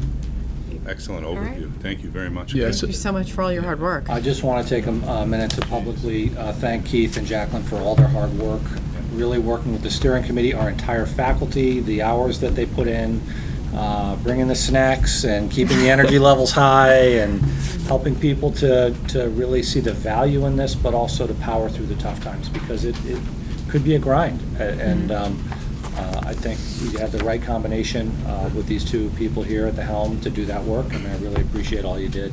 I was thinking the exact same thing as you were going through your presentation too. Your professionalism and seriously your enthusiasm through this comes across. I mean, it's really got the right two people. Enthusiasm? That Yes, what we're I think it No, is. no, you really do. I But mean, with the smile, seriously, with a smile, right? That's what I mean. Yeah.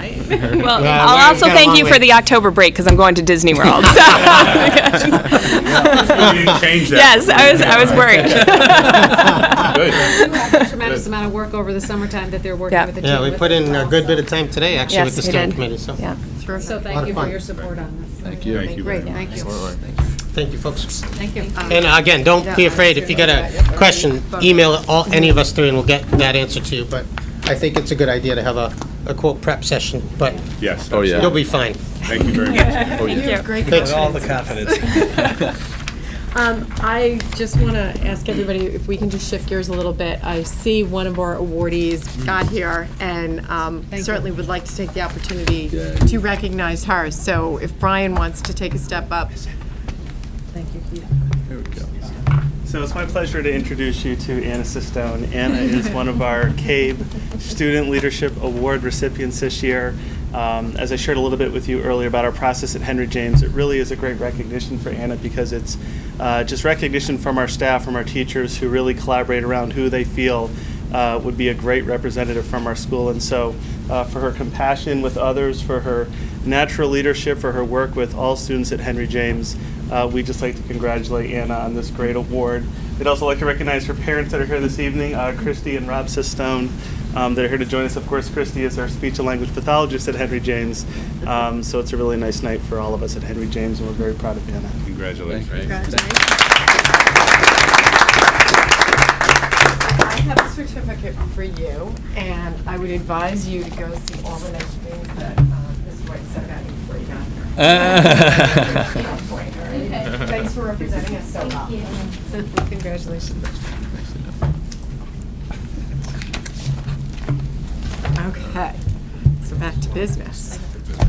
Back to business. So. Have a good night, guys. Thank you. Thanks for coming down. We appreciate it. Happy summer. Thanks, folks. Thanks. See you. Okay, so now we are the facility, Henry James facility update.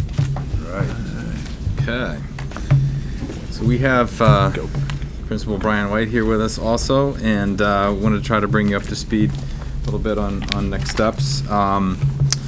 We provided you with a little bit of information beforehand, just recognizing that our Phase 2 project was just approved by the voters last night at the Board of Selectmen meeting. They took the action requested to refer our Phase 2 Henry James project to the Public Building Committee, and also authorizing us to do the state grant application, which is due the end of this month. And then we're working with the Public Building Committee. Will be, working on getting an architect selected.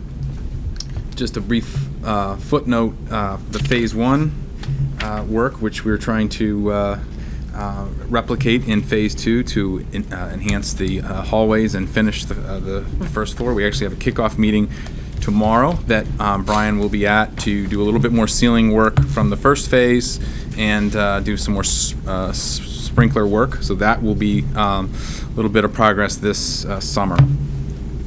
So the board recalls that there was, as a part of Phase 2, monies would be part of this project to work on the scope of work for Phase 3, and that's what we're going to talk a little bit about this evening. We have an earlier timeline from the Board of Finance requested for next year's CIP process.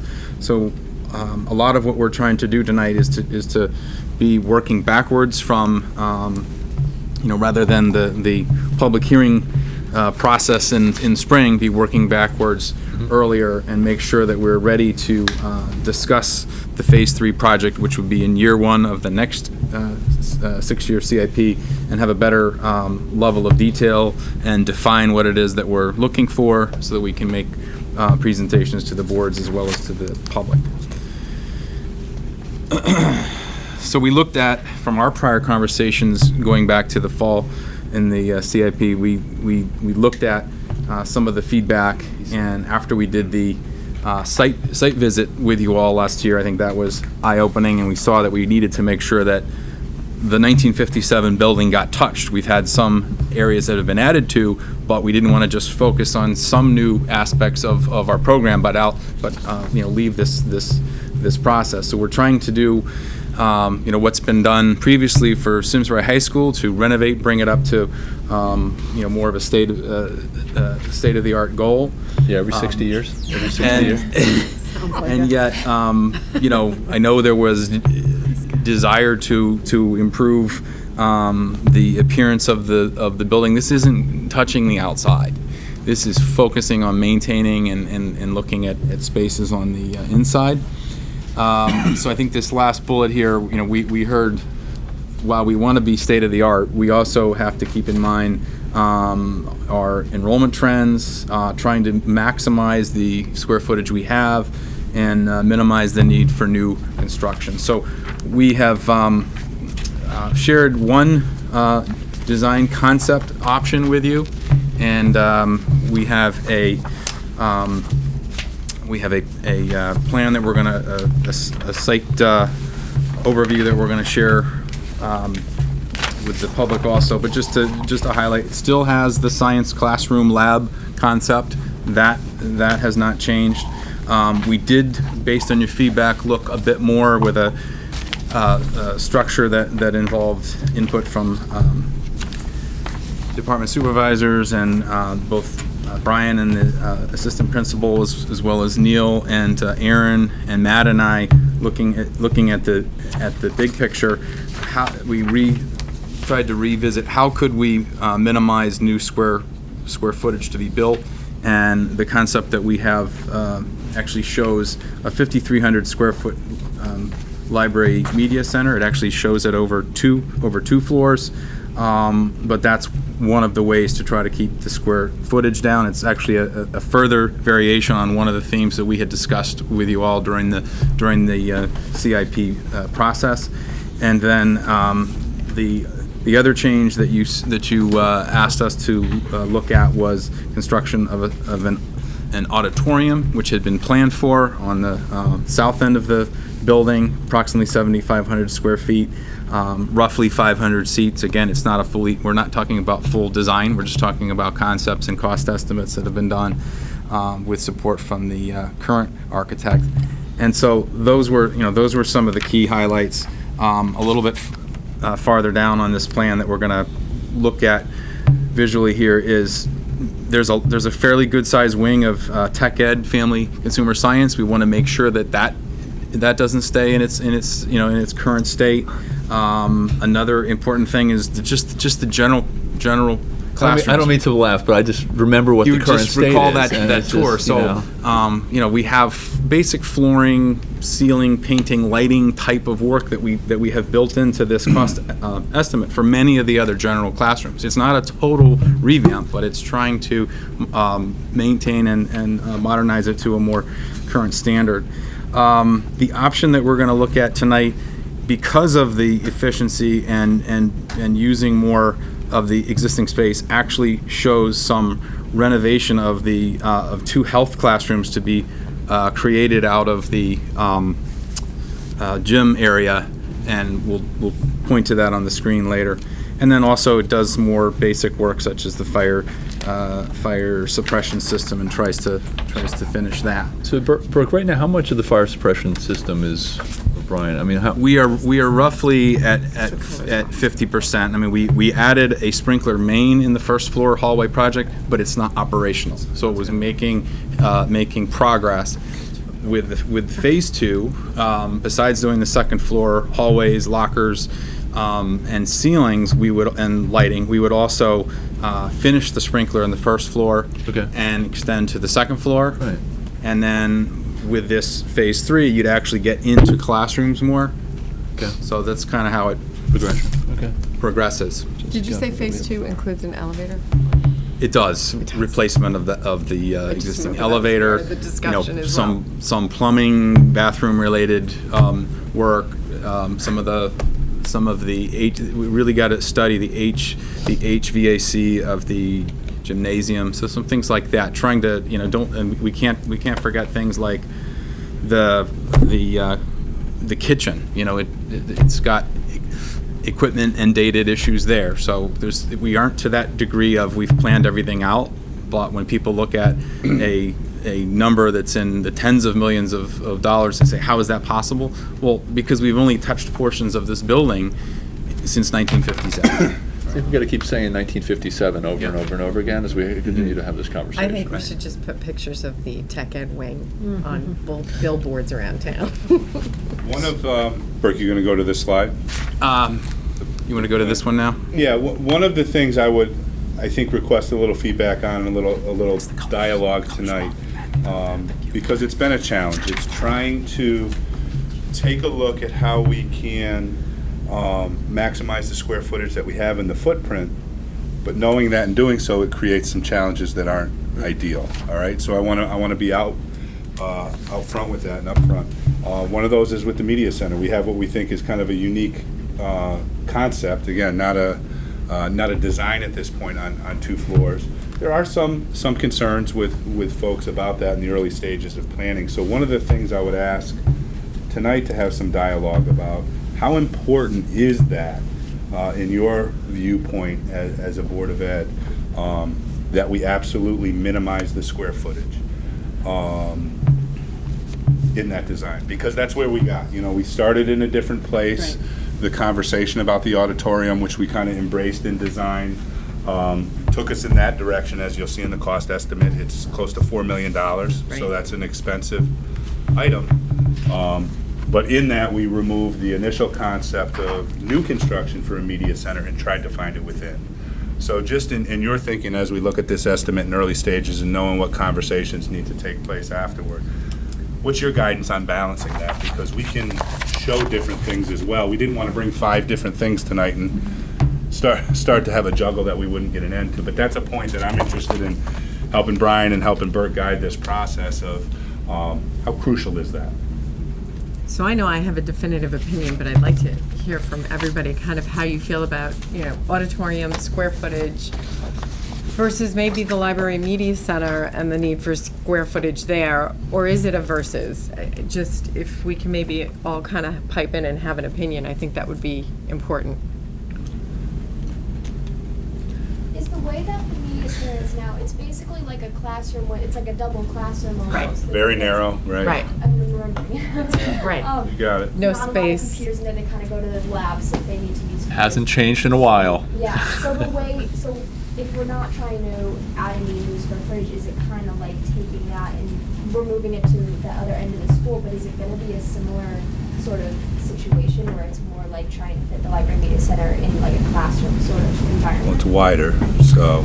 Just to maybe look at the screen here, and I'll try to use this pointer, which I'm going to use the other one that I have. I can't seem to make that one stay still. But we have, there we go. We have, this would be the first floor of what's one of our newer wings. So by, The kids tend to call it the 8th grade wing, is that what we're looking at? you would no longer have a center hallway. So now you'd have a much larger space in which to work. Okay. And when we had looked at that previously with you, different options of current spaces, that square footage was not adequate. What this option does is it says, well, given that there's a stairwell here that would be immediately related to that floor and separate from the rest of the building, if you add this square footage in here or some configuration of that, now you could get to that roughly 5,300 square foot of space that we were trying to do. Now there are issues related to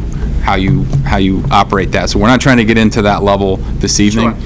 Conceptually, one thing to speak to the square footage is not just the cost of building it and avoiding new square footage, but we have been asked in the upcoming CIP process to be more specific to the Board of Finance in including what are the increased operational costs of any project. So with new square footage is new heating and cooling, potentially, more supplies and things of that nature. The run rate. So that's going to take a little bit more review, but that is a consideration here. And so just to highlight a couple things while we're still looking at this map, this orange area, those are the science labs. Unfortunately, you don't see that in the code here. That has to be revised. Thank you, Matt, and for pointing that out. And so there's a shared space between these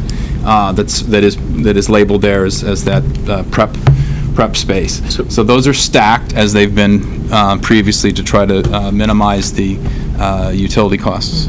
Are all the pieces that are shaded, are those the pieces that would be touched as part of the construction? Those are the sort of program areas. There'd be other areas touched, so all these general classrooms here we'd have to consider.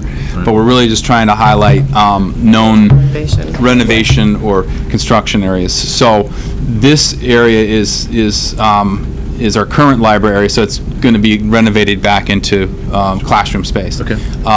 This yellow area, those would be those health classrooms to be created under this scenario where we now have locker rooms and things of that nature. Obviously, this auditorium is built. There was a lobby that was already built here. Reimbursement is a factor here in all of these considerations. So one of the advantages of building less square footage is it helps to maximize reimbursement based on a formula of square footage per the number of students. But Aaron was reminding me that, you can't just build an auditorium alone and have it reimbursable, is I think how the architect explained it to us. So we had a library project first that talked about meeting space, gathering space. If you have this, you have that space, which allows you to use less space here. Right. So that's part of this design. There's sort of a trade-off there. So when you say you make and not that I would want to have that absolute conversation or decision tonight, is it a trade-off auditorium? I mean, if we were to get there, I would want to show a different design of a media center. I just want to be upfront with that, because what you're left with here would not be an ideal. So you're saying, hey, if the auditorium falls off the plate, then hey, the media center needs to get I just want to revised. protect everybody against the easy conversation of, okay, that's $4 million, take it off, are you good now? I would say, no, we're not. So I want to be upfront with that, because we really tried to balance the feedback we got from the board on that square footage. That's why I come back around to that. Okay. How ironclad are we with that? Or are we flexible to maybe go back and... So I guess I'm sorry. I was just going to ask for part of, I guess, the way my head's kind of turning. The 3.8 million for the auditorium. Right. Is that just to build the structure, or if you were to change that structure and maybe that becomes a library media center, or if we do new construction for library media center, does that change the cost? Does the number come down? Does it, I guess I'm saying the things you're going to put in place structurally for an auditorium are going to be different than the things you're going to put in place structurally to make it. Right. Yeah, we've already looked at where it could go and so I guess, is it a smaller number if it's a library media center versus an auditorium? Yes, if there is no auditorium, it's definitely a smaller number. Library media center. There's some shifting in the needs of that media center. Right. If there's no auditorium. Okay. But the cost here that's estimated in the detail of the 3.7 million, it's actually more than that in terms of the soft costs, the design and the engineering and the furnishings. I don't want the point to get lost to what Aaron must have shared with Burke, and that is, it wouldn't be like, hey, let's take care of the rest of the project and we'll go back in another X number of years and look at an auditorium because you get no reimbursement cost. Right. So that was kind of the architectural feedback, and when we got in there, that if you are going to go for kind of the macro project here, you should take a look at it inclusively. So that is the new square footage, like the addition of the auditorium is the new square footage that's shown here, or what? Yes. Yeah. And that's the only Everything new else is square repurposed. Yes, in this concept, there is no other new square footage. Now, we didn't talk about this wing here. That's family consumer science, and then that would also be renovated, and that's So renovated, but not new. But right? not new. but not new new, square but not footage. new square footage. I mean, does not stop us from saying, okay, when we get further into design, we're not as comfortable with the up-down setup. Can we relocate it somewhere else in the footprint? I mean, I think there's challenges there, but that's why I want to know feedback of, is it worth a look with some additional square footage on the media center, or are we not interested in going down that road? I mean, I think we need some guidance on that, and then we can take our work to the next level. I'll tell you what I think in the background on that constraint of no new construction. I'm not remembering that. Maybe I was asleep or wasn't at the meeting, but. Yeah. It was conversation. Remind us what that conversation was all about. It was conversationally, and we felt it was pretty consistent of the challenge of, you have a building that used to house 900 students, now is projected in the future to be 6 and change. You're getting much smaller and you're adding significant square footage. The thought was it will be harder to sell that project publicly, the need for new square footage with such a smaller student population. Like capturing That's it. That was the mindset. Right. Well, so that was the thinking behind trying to be as efficient as we could within the current footprint. gosh, there's so many questions here. I'll start with one question, and just to focus on the auditorium. What are the benefits to the students for building this auditorium? If we had to argue that point, what's the basis for that recommendation?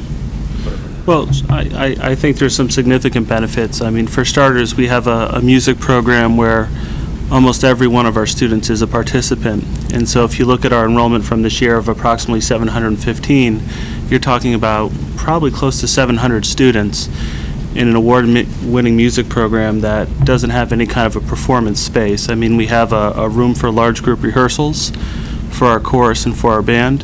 One of the challenges we have beyond the music program is, as a middle school, we presently do not have a space that can provide an instructional setting for a team of students. And so when we talk about teams, it's approximately 120 students presently per team. If we have a need to pull together, with the exception of our gymnasium, we have to rely on the foyer in the DCE entrance because it's one of the few places where we can do that. I mean, the cafeteria is also a space large enough to accommodate a team, but neither one of those spaces are really conducive to an instructional setting. They just happen to be large enough to accommodate a group of that size. And so being a team-centered middle school, programmatically, it's hard when you don't have that ability. I would say that's a pretty basic need in terms of space. And to Burke's point, when we had talked previously about different media center concepts, that was definitely a priority for us to ensure that, whether it was through that media concept or now with an auditorium concept in mind, that we at least have some space in the building that could provide for that kind of large group instructional setting. So those are some of the, I think, the more obvious and important aspects of what a large space would provide for at the middle school. Okay, staying with the auditorium issue, within our, let's say, DERG, or in the Farmington Valley as well, how do the middle schools in our DERG and in the Farmington Valley have auditoriums? Are we sort of non-competitive? I mean, the one school we went out to kind of take a tour of, and I had experience in the district, was Glastonbury, who's done a real good job with facilities upkeep and even some new construction in recent years. So Smith Middle School has an auditorium. I mean, I don't think we've done the analysis. Farmington does. I don't have all that data with me, but I would say your state-of-the-art These two, buildings. Glastonbury and Farmington do. Farmington does, yes. What about, do we know anything about Avon? Avon Middle School, I'm not aware of. I'm not familiar with that building. There's a stage in the cafeteria. Yes. It's a cafeteria. Cafeteria. Then the other question I had about this media center, which is now on 2 levels. Right. To what extent is that a compromise in terms of quality of instruction and quality of course delivery? Is this a problem, this 2-story media center? So, I mean, I just don't feel we're in a position yet to respond with conviction to that. I know, because we just haven't had time. The timeline on this thing to try to get it back hasn't been conducive to that. I know it's not viewed, when I talked to John C. Litwinick, as the absolute ideal design. In our initial designs were new construction, which is kind of why I was trying to get the feel for, is it worth coming back and looking at that? We may have flexibility within this current design to locate it in a different way. So for me, it's not as much, and correct me if I'm wrong, about upstairs, downstairs as it is about within current footprint. And we can come back and talk about that later. Like, I really need to know about the footprint rather than this is ideal or not, because this can change. You know what I mean? This is just concept. It can't hurt to look at it, right? I mean, I'm just kind of struggling a little bit with the question that we're not making any decisions money, other right? than to look at it. But no, we're just looking at it. Yeah, you know, but we're just spend really time the on heart of Matt's question is just to do the analysis, right? Is it worth their time to absolutely add on square footage for a media center? Is that kind of the heart of the question? And the overall cost, we may be surprised that the overall cost is not that significant, but operational costs over time could be. And what's the impact of that in terms of trying to communicate the project and the need for things? The answer which may is why we ultimately went in this no, direction but in the let's first look at place. it, It's the absolutely. enrollment argument. Well, and taking the enrollment, just to discuss the enrollment argument, as it was just explained, hey, we have fewer students, but we're making more space if we do new space. could you all, professionals in this, in field of education, comment on whether or not, with the passage of time over the last 4 or 5 decades, has the need for space in order to educate people accelerated? In other words, do we need more space to do a good job in today's environment than we had in yesterday's environment? I mean, I would say that the example of the science club is perfect rationale for that. You know, we can't house an effective, teach an effective curriculum and hands-on and meeting in small groups in the current classrooms we have. So that's a perfect example where we are absorbing a lot more square footage with the new science lab design than the current configuration from 1957. So I'd say absolutely. I just sort of have as a philosophical point of view, that if we're going to do a project of this magnitude, we should really take a shot at doing the best we can possibly do. I don't feel as strongly about that restriction on new square footage that maybe some other board members or Board of Finance members might feel. This is an opportunity to make this into and this is how this whole project gets started. Right. We want to make this into a state-of-the-art middle school. So I would competitively too. Did you get no feedback? I would suggest this, that we have one concept here that's within square footage. We go back, we've already started work and have some information. We could come back and possibly do it at one of the summer meetings. I just don't want to let too much time run. We have a lot of time on this that. Can somebody comment on the Actually, yeah, I mean, I want to ask Brian. Sure. I liked your explanation about the auditorium, because before you said that, I'm thinking, if I have to pick where the square footage goes, I wouldn't have thought about that for the auditorium. I would have thought, you need a show, you can go to the high school or something. So I appreciate that explanation. It makes a lot of sense to me. Can you give me a similar explanation of what the students do in the media center? Because I'm guessing that what I have in my mind, what they're going to do there is not really a good depiction of what the kids are going to the media center for. Sure. And so about a year ago, a little more than a year ago, we had the opportunity to meet with a consultant by the name of Frank Lacker, who at the time we were working with Castle Booze, and they connected us with Frank, who's a consultant who does a lot around design and concepts relative to new media center construction. And so we actually had a really good session with him. We had architects present, we had students present, we had teachers, administrators, and it was a really good opportunity just to kind of talk a little bit about program visioning for what might be possible in a new space. And I think that's something to keep in mind when you think about sort of what we're proposing in terms of a need, because with our current space, truthfully, we're very limited in the types of usage that we get out of that library in the day-to-day, starting with the very practical need of size. We currently have a library that can't accommodate a single group of students above 25 comfortably. And so to have a single class of students in there for a large middle school, it effectively takes the library offline. It's not large enough to have a class of students doing research and then still accommodate circulation needs and other usage.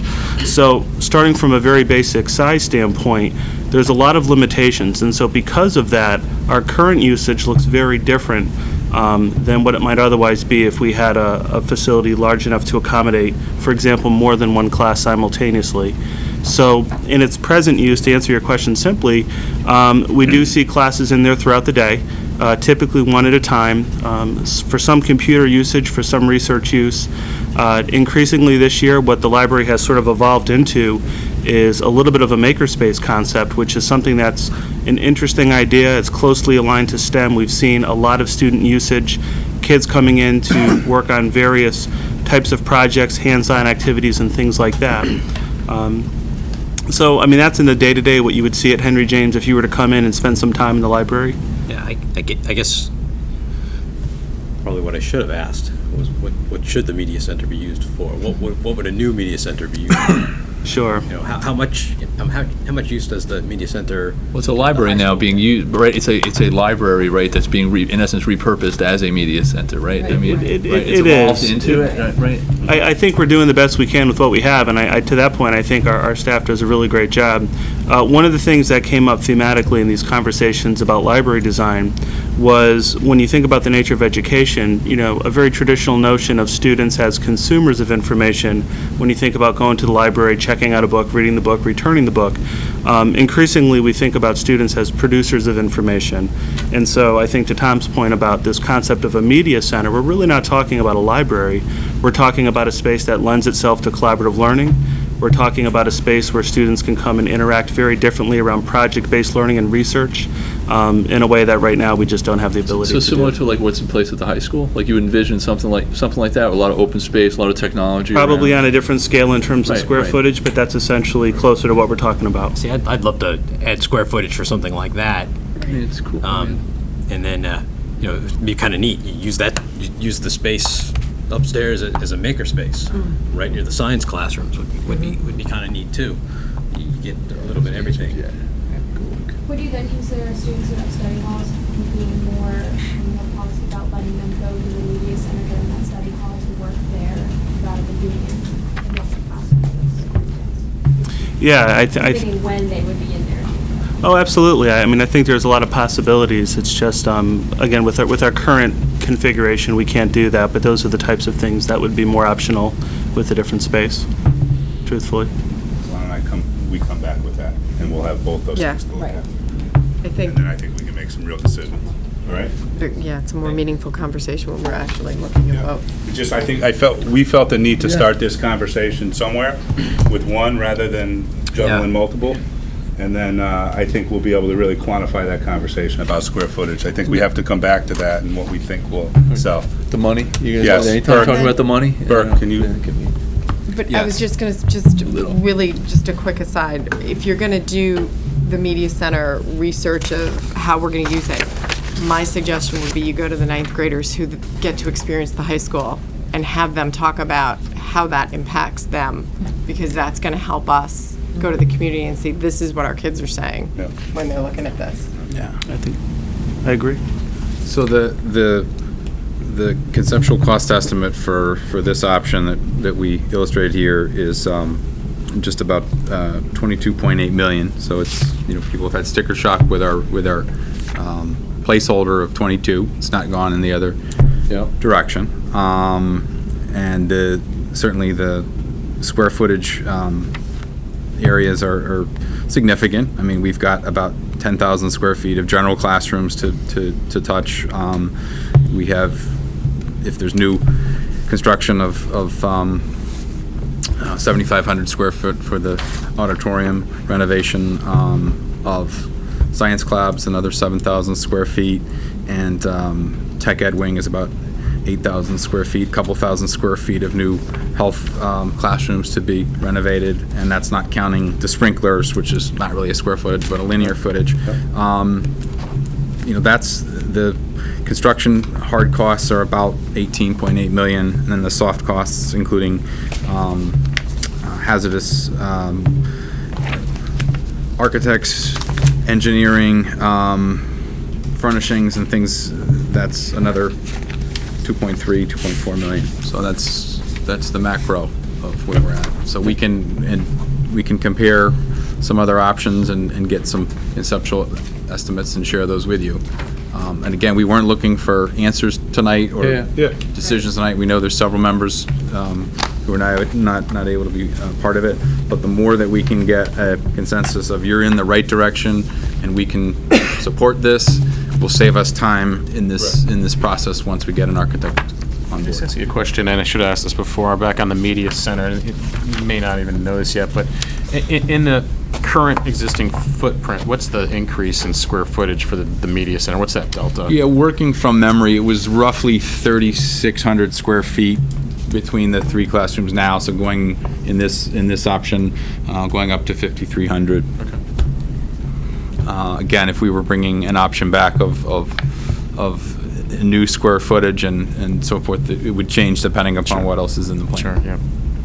Yeah, you had mentioned earlier, a lot of new construction going on in town, and there is, and the possibility of some more. I'm just wondering if, as you folks are looking at what's going on in this community in terms of new apartment and housing construction, Is it possible that the student body population at this middle school will be growing in the future from where it is now? I mean, when you look at the cohorts that are already established within the district, kindergarten up, I wouldn't say that that's a strong possibility until you really see a reversal of birth rate data. So we still have capacity within our buildings. I mean, I brought that conversation up early on because it's a little different than the trend we've seen the last couple of years. So it'll be very important for us to watch as we come to October 1, put our demographic information back in with NESDEC and roll those numbers again. It'll be very interesting to see what they have to say. Thank you. All right, so I think we have good direction. Good. Thank you. Good. Okay. So finally, our last item, the 16-17 budget update. Yep. So we hoped tonight just to. Erin, you gonna take this one? No, I reminded it was Yeah. him, it was him. Thinking about my next. He looked at you for that one. I know, that was great. That was great. Nice move, Fred.